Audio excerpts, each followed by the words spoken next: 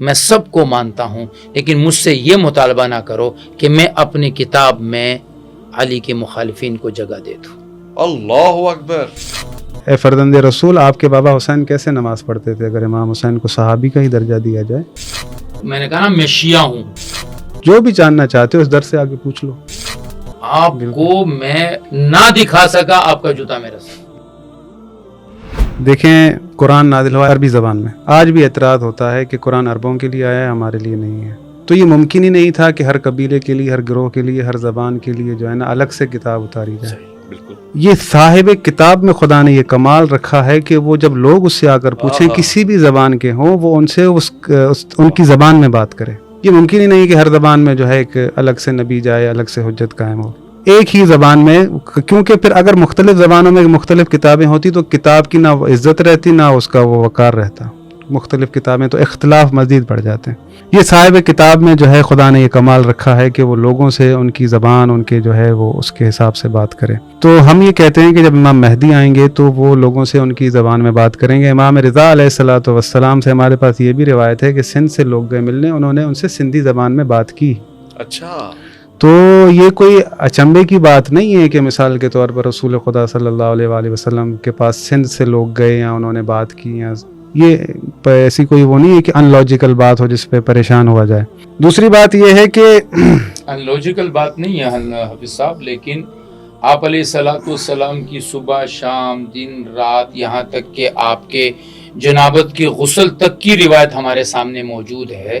سندھ سے وفد کا آنا تو بہت بڑی بات ہے، تو کسی وفد کا آنا اگر آپ کے پاس روایات نہیں ہیں تو یہ جھوٹ ہے۔ آپ کا ماخذ کچھ اور ہے، ہمارے پاس نظام کچھ اور ہے، آپ کے پاس ہے۔ نہیں، دیکھیں میری بات سنیں نا، جو راویان ہیں، جو مثال محدثین روایتیں لکھ رہے ہیں، وہ سفر کر رہے ہیں، لوگوں سے پوچھ رہے ہیں کہ ہمیں رسول خدا کی جو ہے حدیث بتائی جائے، تو وہ نہ فلاں نے فلاں سے کہا، فلاں نے فلاں سے کہا۔ تو جب یہ راوی موجود تھے اس وقت امام زین العابدین بھی تھے، تو ضروری یہ تھا کہ رسول خدا کی وصیت کے مطابق کوئی آتا امام زین العابدین سے پوچھتا کہ اے فرزند رسول، آپ کے بابا حسین کیسے نماز پڑھتے تھے اگر امام حسین کو صحابی کا ہی درجہ دیا جائے، تو مسئلے حل ہو جاتے۔ ایک عبادت کے اندر ہی جو ہے نا کتنے مسائل ہیں طریقہ کار کے اندر۔ تو یہ عقل کو سمجھ میں نہیں آتی۔ آپ فرما رہے ہیں غسل اور جنابت کی بھی روایات ہمارے پاس موجود ہیں، نماز تو دن میں 5 مرتبہ پڑھی جاتی ہے، تو اس میں اختلاف کیوں ہے پھر؟ یہ ایسے کا جو چیز بہرحال اللہ کے رسول نے کی زندگی میں، وہی تو بات ہے۔ تو کیا جو رسول خدا نے جو ہے مثال کے طور پر چاہا تھا کہ ایک در دکھا دوں انہیں، جو بھی جاننا چاہتے ہو اس در سے آگے پوچھ لو، تو نتیجہ کیا نکلا کہ جو مثال کے طور پر جو زندگانی امام زین العابدین کی ہے، امام باقر کی ہے، امام جعفر صادق کی ہے، تو انہوں نے جو باتیں بیان کی ہیں وہ ہمارے پاس موجود ہیں۔ جو انہوں نے جو ہے چیزیں بیان کی ہیں رسول خدا کے بارے میں، جس طرح سے رسول خدا کی تعریف انہوں نے کی ہیں، اوصاف بتائے ہیں، تو ان کی زبانی اور جو کتابیں ہیں ان کی زبانی مختلف ہے، کیونکہ ہم جو ہے وہ ہمارا ماخذ ہے سارا کا سارا وہ رسول خدا کے اوصیاء اہل بیت، ان سے ہم نے دی ہے۔ آپ کا ماخذ اہل بیت رسول کیوں نہیں ہے؟ وہ کہہ رہے ہیں اوصیاء اللہ اہل بیت سے ہم نے سارا متن لیا ہے، تو آپ نے کیوں نہیں لیا؟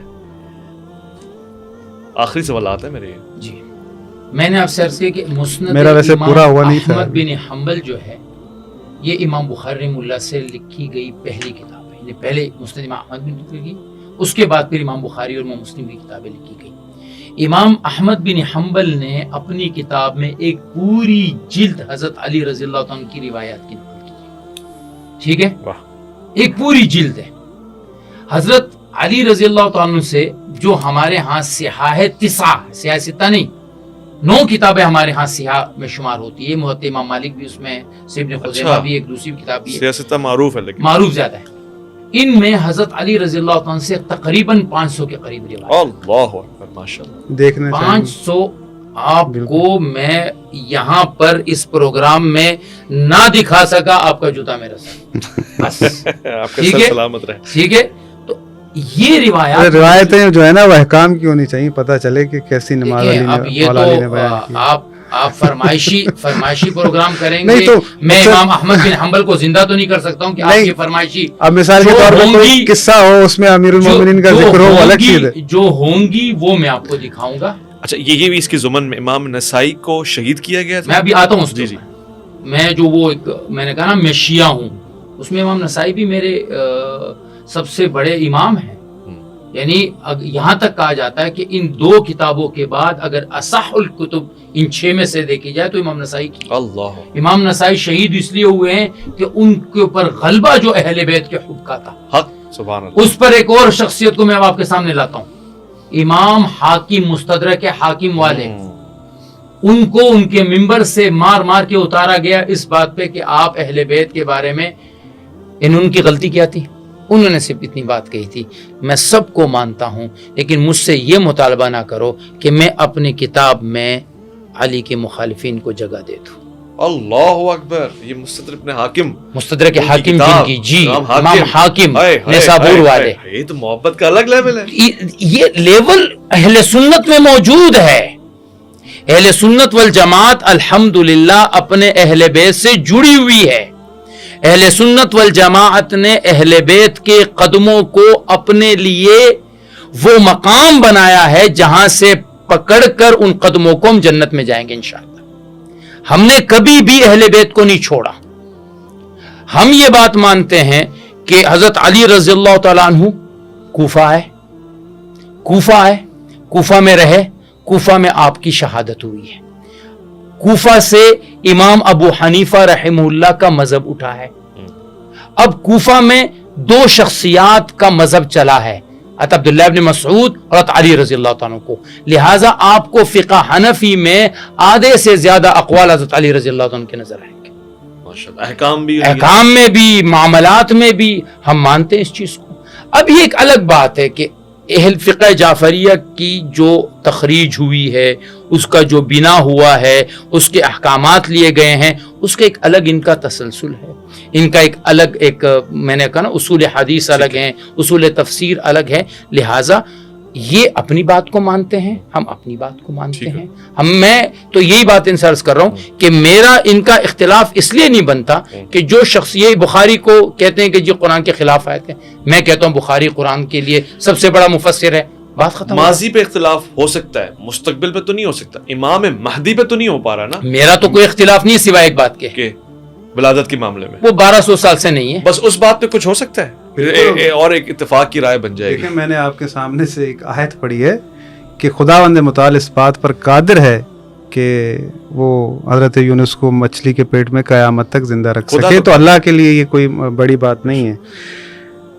معاملہ یہ ہے کہ رسول خدا صلی اللہ علیہ وآلہ وسلم اللہ کی طرف سے علم لے کر آئے ہیں. رسول خدا وہ ذات ہیں کہ ان کے لیے خداوند متعال کہتا ہے کہ میں نے قرآن کو نازل کیا ان کے قلب پر، جبرائیل نے. تو قرآن کا ظرف کیا ہے؟ لو انزلنا علی جبل، اگر یہ جبل پر اترتا تو وہ خشیت خدا سے ریدا ہو جاتا. تو قرآن کا ظرف ہے قلب رسول خدا. سبحان اللہ. ٹھیک ہے. رسول خدا جب دنیا سے جا رہے ہیں تو ظرف قرآن کہاں ہے؟ تو کوئی تو ایسا قلب ہو جو اس قرآن کو اٹھائے. تو قرآن نہ تو یہ صفوں پر ہے جو لکھا ہوا، در حقیقت یہ ہے نہ حفاظ قرآن کے دماغوں میں ہے، بلکہ قرآن وہاں پر ہے کہ سورہ عنکبوت میں خداوند متعال نے فرمایا بل هو آیات بینات فی صدور الذین اوتوا العلم. قرآن جو ہے ان سینوں کے اندر ہے جنہیں علم عطا کیا گیا ہے. یرفع اللہ الذین آمنوا منکم والذین اوتوا العلم درجات. اللہ اسے بلند رکھے گا اللہ نے جسے علم عطا کیا ہے. تو ہم جب دنیا میں آتے ہیں یہاں سیکھتے ہیں، لیکن کچھ ایسے ہیں جنہیں اللہ کی طرف سے علم عطا کیا گیا ہے. تو ہم یہ کہتے ہیں کہ کتاب قرآن جو ہے اس کے ساتھ ایک اس کا معلم ہر دور میں ہر زمانے میں ہوتا ہے. اس دور میں کون ہے؟ اس دور میں امام مہدی ہیں. کہاں ہے امام مہدی؟ غیبت میں ہیں. ہم صبر کر رہے ہیں. کیسے ان سے رہنا؟ اللہ دیکھ رہا ہے کہ ہم کس قدر صبر کر رہے ہیں اللہ کے وعدے پر. میں نے آپ کو ساری چیزیں کلیئر کر چکا ہوں. میں اس پہ صبر کروں گا اور اس نشست کو اگلے حصے میں ٹرانسفر کروں گا. یعنی یہ بڑا دلچسپ سوال ہے کہ اگر ہادی ہے تو میں ہدایت لے سکوں اس سے.